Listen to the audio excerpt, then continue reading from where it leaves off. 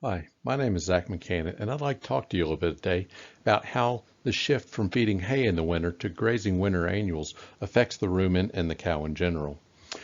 Here in Georgia, we frequently utilize winter annuals to fill that grazing void from January to March, and our most common winter annuals that we use here are wheat, rye, triticale, ryegrass, and oats.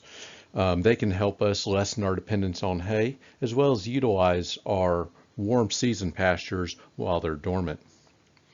Here in Georgia, Bermuda grass is our most common hay in the state, and when you compare it to our winter annuals, it's a very different grass, even as a green grass, but even more so in hay. So Bermuda is much higher in structural carbohydrates than our winter annuals, as well as much higher in fiber, lower in protein, and another big difference is our winter annuals can frequently be over 75% moisture when they're green and lush, which can cause problems when you start looking at the nutrients needed by the cow on a dry matter basis. You convert that to as-fed, ends up being quite a bit of grass. So we'll look into some problems that we have when we kind of make that switch from hay to the winter annuals. One of the risks we run is acidosis. And typically when we think of acidosis, we think of a feedlot situation or a high grain diet. But we can still have that going into a lush green pasture with those winter annuals. They have a much higher ratio of non-structural carbohydrates. And when they graze those and those go into the rumen, those microbes can break those and ferment those starches very quickly, dropping the pH of the rumen. Usually it's at a subacute level. We don't see very often or any mortality from that pH drop, but it can still cause problems such as laminitis, liver abscesses, and reduces in food efficiency. Another thing that we run into is our winter annuals are much higher in protein than our Bermuda hay. A lot of times winter annuals can be 18, 20, and even up to 25% protein on a dry matter basis.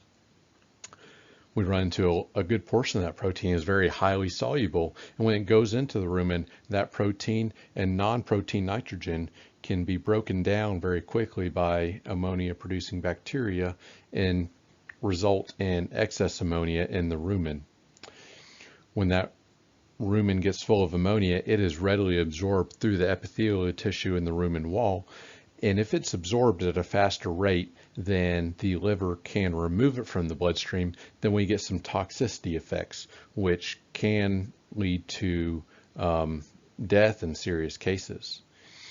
However, there are some good control measures that we can use to help mitigate these risks and use these winter annuals without worrying about the health of our cattle.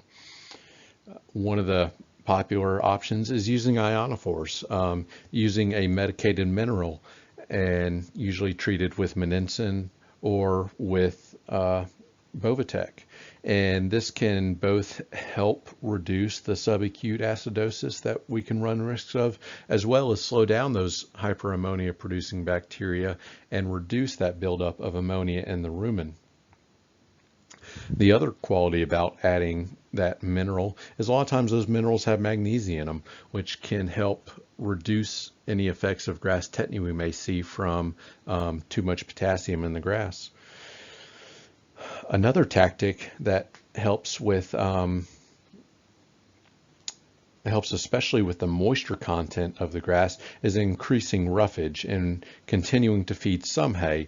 Now they won't eat very much of it, but some addition of that roughage and fiber can help slow down that digestive system. We find that when they graze that very lush green grass, it tends to shoot right through them and come out pretty bright green and liquid on the other side. And so giving them some dry hay that has some increased fiber content can really help slow that down and help stabilize that and allow them to pull more nutrients out of it before they shoot it through. But overall, winter annuals are a great tool for us to use here in the South.